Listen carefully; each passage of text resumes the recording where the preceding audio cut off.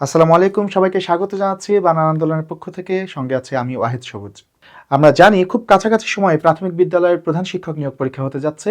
সে উপলক্ষে আমরা বিগত সালের প্রাথমিক বিদ্যালয়ের প্রধান শিক্ষক নিয়োগ পরীক্ষার প্রশ্নপত্র সমাধান করতে চাই। তো আজকে আমরা যেই প্রশ্নপত্রটি সমাধান করব এবং বিশ্লেষণ করব সেটি হচ্ছে প্রাথমিক বিদ্যালয়ের প্রধান শিক্ষক নিয়োগ পরীক্ষা 2012 সালের ড্যাফোডিল 2 এই প্রশ্নপত্রটি।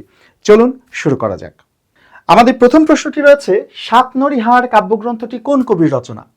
সাতনরীহার এই কাব্যগ্রন্থটি রচনা করেছেন আবু জাফর ওবায়দুল্লাহ।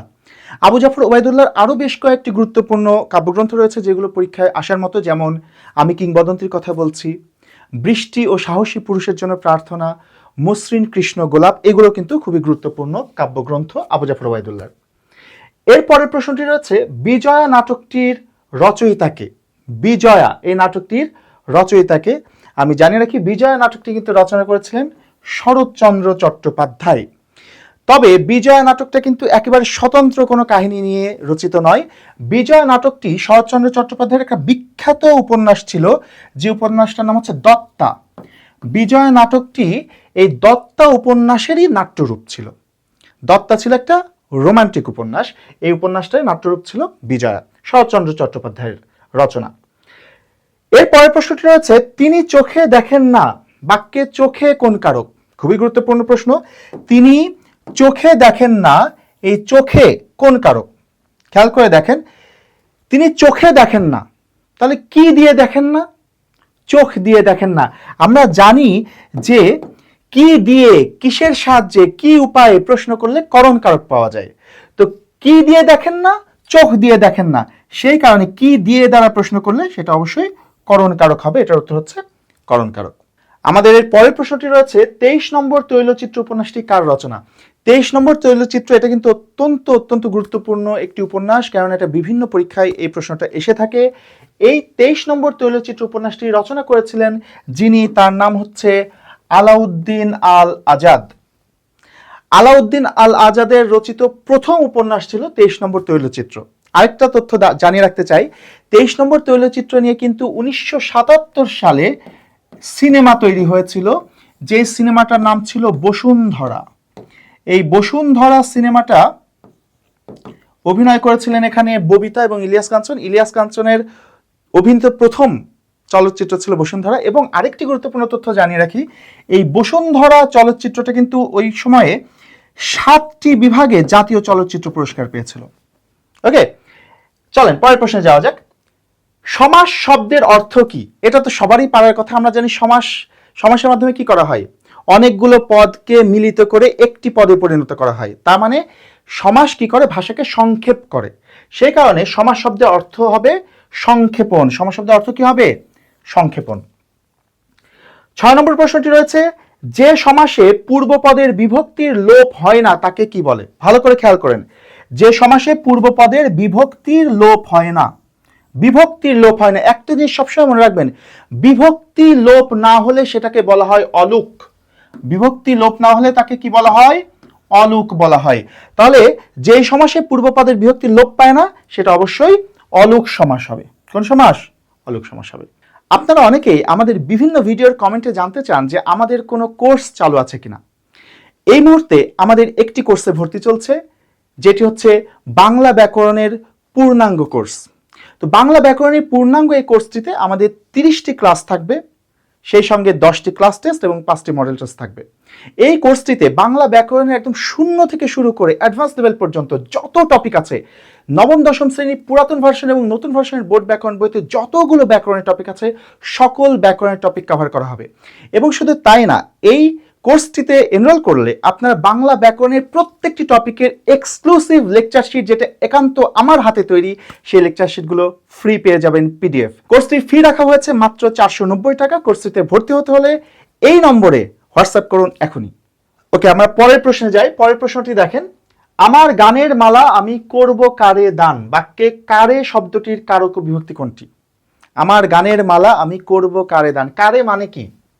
কারে মানে হচ্ছে কাকে, তাই না? কাকে দান করব। খেয়াল করে দেখেন, যদি কারক আপনাদের মনে থাকে তাহলে নিশ্চয়ই মনে থাকার কথা যে সাধারণভাবে কি বা কাকে দিয়ে প্রশ্ন করলে কর্মকারক পাওয়া যায়। মনে আছে? ক্রিয়াকে কি বা কাকে দিয়ে প্রশ্ন করলে কর্মকারক পাওয়া যায়। তাহলে কাকে দিয়ে প্রশ্ন করলে তো সবসময় কর্মকারক পাওয়া যায় সাধারণভাবে।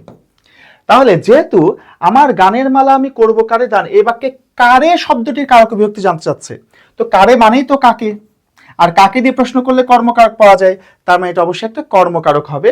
সুতরাং এটি হবে কর্মে সপ্তমী।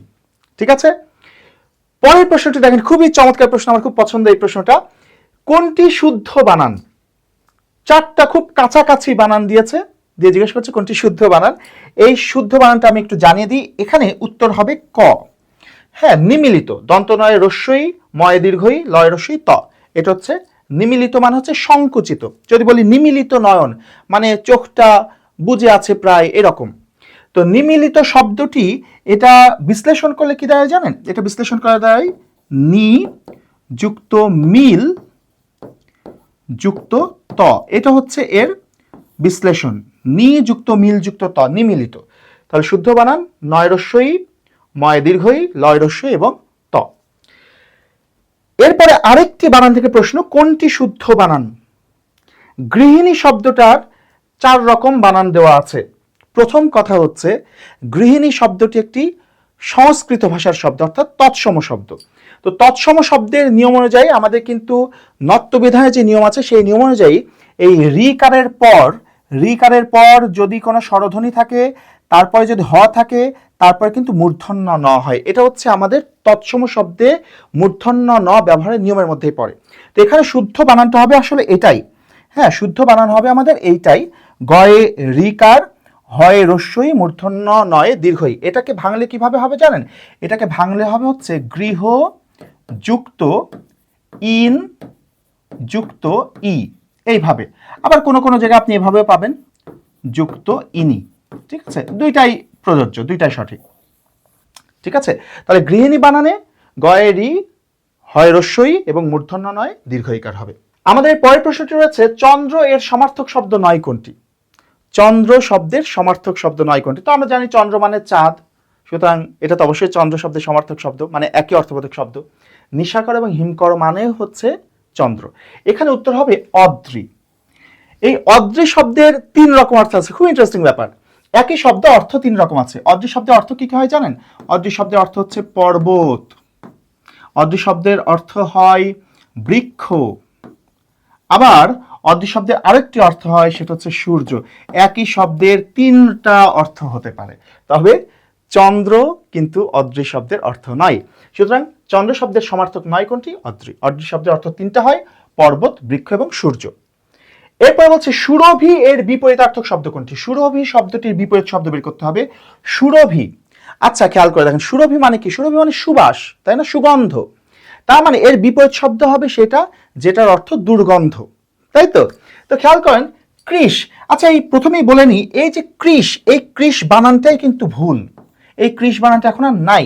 এই কৃষ বানানটা আসলে শুদ্ধ বানানটা হবে হচ্ছে এরকম, কয়ে রি তালব্য স।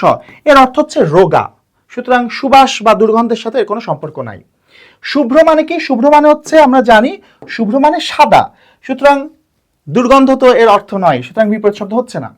সুশীল মানে সচ্চরিত্র, তার মানে এটার অর্থ তো দুর্গন্ধ নয়, সুতরাং এটি উত্তর হচ্ছে না। এখানে শুদ্ধ উত্তর, সঠিক উত্তর হবে হচ্ছে পুতি। হ্যাঁ, পুতি শব্দটি, যদিও এই পুতি বানানটা আমি যেখানে প্রশ্নটা পেয়েছি সেই প্রশ্নে সম্ভবত সেই পরীক্ষার প্রশ্নে রস্যকার দিয়ে লেখা ছিল, বাট এই প্রশ্নটিতে হয়তো ভুল ছিল। এটা শুদ্ধ বানান হবে পয়ে দীর্ঘ তয়ে রস্যই, পুতি। এই পুতি মানে হচ্ছে দুর্গন্ধময়। ঠিক আছে, তাহলে বানানটা হবে পয়ে দীর্ঘ তয়ে রস্যই। আর পয়ে রস্য তয়ে রস্যই এটাও শুদ্ধ শব্দ, তবে এটার অর্থ আলাদা। এটার অর্থ কি জানেন? এটার অর্থ হচ্ছে পৌত্রী বা নাতনি। ঠিক আছে, সুতরাং সুরভি শব্দের বিপরীত শব্দ অবশ্যই পুতি হবে, তবে সেই পুতি বানায় দীর্ঘ ওকার হবে। ওকে, চলেন আমরা একটু তাহলে পরের প্রশ্নটাতে যাই। পরের প্রশ্ন আমাদের রয়েছে, যিনি বক্তৃতা দানে পটু তাকে কি বলে? আচ্ছা, যিনি বক্তৃতা দানে পটু তাকে কি বলে, এটা কিন্তু একটা কমন এক কথায় প্রকাশ, কমন বাক্য সংকোচন, সব বইতে আছে এবং নিয়মিতভাবে এখান থেকে কিন্তু পরীক্ষায় প্রশ্ন আসে। তো এটার উত্তর সবাই আমরা জানি, এটার উত্তর হবে বাগ্মী। এটার উত্তর কি হবে? বাগ্মী। চলেন পরের প্রশ্নে যাওয়া যাক। আমাদের পরের প্রশ্নটি রয়েছে, একাদশে বৃহস্পতি এর অর্থ কি? একাদশী বৃহস্পতি এটাও কিন্তু একটা কমন বাগধারা, এটার অর্থ আমরা সবাই জানি মোটামুটি, তাই না? এটার অর্থ হচ্ছে সৌভাগ্যের বিষয়।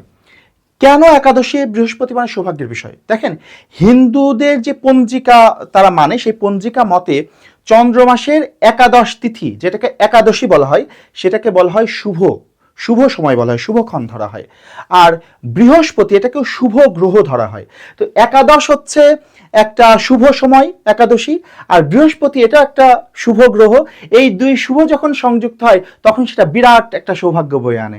সেই কারণেই একাদশী বৃহস্পতি মানে হচ্ছে সৌভাগ্যের বিষয়। 14 নম্বর বলা হচ্ছে তপবন এর সন্ধি বিচ্ছেদ কোনটি? তপবন, খেয়াল করে দেখেন, আমরা বিসর্গ সন্ধি শিখেছিলাম। বিসর্গ সন্ধি শিখেছেন তো? বিসর্গ সন্ধির টেকনিক বলে দিই কয়েকটা। বিসর্গ সন্ধির কমন কয়েকটা টেকনিক হচ্ছে, বিসর্গ সন্ধির ক্ষেত্রে যুক্ত বর্ণে তালব্য স, মূর্ধন্য স বা দন্ত স থাকে, অথবা রেফ থাকে, হ্যাঁ, অথবা র থাকে, অথবা শব্দের মধ্যেখানে একটা অতিরিক্ত ওকার থাকে, শব্দের মধ্যেখানে একটা অতিরিক্ত ওকার থাকে। এই জিনিসগুলো থাকলে সাধারণত সেটা বিসর্গ সন্ধি হয়।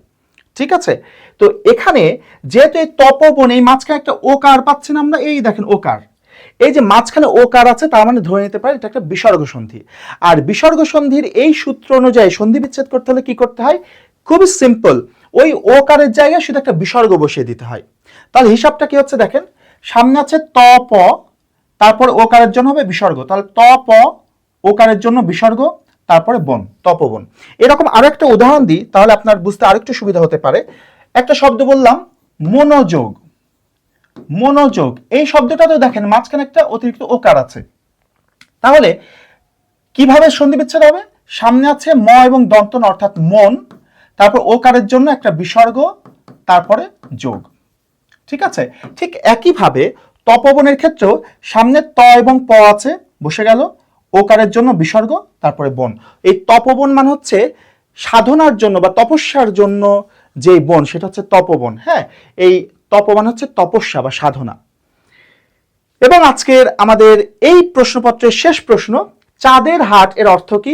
চাঁদের হাট এর অর্থ কি? এটাও একটা কমন বাগধারা, যদিও এখানে যে অপশনগুলো আছে সেই অপশনগুলো দেখলে কিন্তু একটু কনফিউজড হয়ে যেতে পারেন। এখানে অপশনগুলো আছে বন্ধুদের সমাগম, আত্মীয় সমাগম, প্রিয়জন সমাগম, আর গণ্যমান্যদের সমাগম। এখানে একটু বানান ভুলেছে, গণ্যমান্যদের সমাগম। তো বিষয় হচ্ছে চাঁদের হাট, চাঁদ বলতে আমরা কাকে বলি? চাঁদ, চাঁদ মুখ কাকে বলি? যাকে খুব ভালোবাসি, যে আমাদের খুব প্রিয়, তাকে আমরা বলি, তার মুখটাকে বলি চাঁদ মুখ। তার মানে চাঁদ হচ্ছে প্রিয়জনের সাথে সম্পর্কিত। আর হাট মানে তো অনেক কিছু যেখানে সম্মিলিত হয়, তাই না? তো এখানে চাঁদের হাট বলতে সেই কারণে প্রিয়জন সমাগম হবে উত্তর, প্রিয়জন সমাগম। কথা কি বোঝা গেল? তো এই হচ্ছে আমাদের প্রাইমারি স্কুলের প্রধান শিক্ষক নিয়োগ পরীক্ষা 2012 সালে একটি প্রশ্ন। আমরা আগামী কয়েকদিনে আরো কয়েকটি প্রশ্ন সলভ করে দেওয়ার চেষ্টা করব। সবাই বানান আন্দোলনের সাথে থাকবেন, ভালো থাকবেন, সুস্থ থাকবেন, আমাদের জন্য দোয়া করবেন। আপনাদের জন্য অনেক অনেক দোয়া এবং ভালোবাসা। আল্লাহ হাফেজ।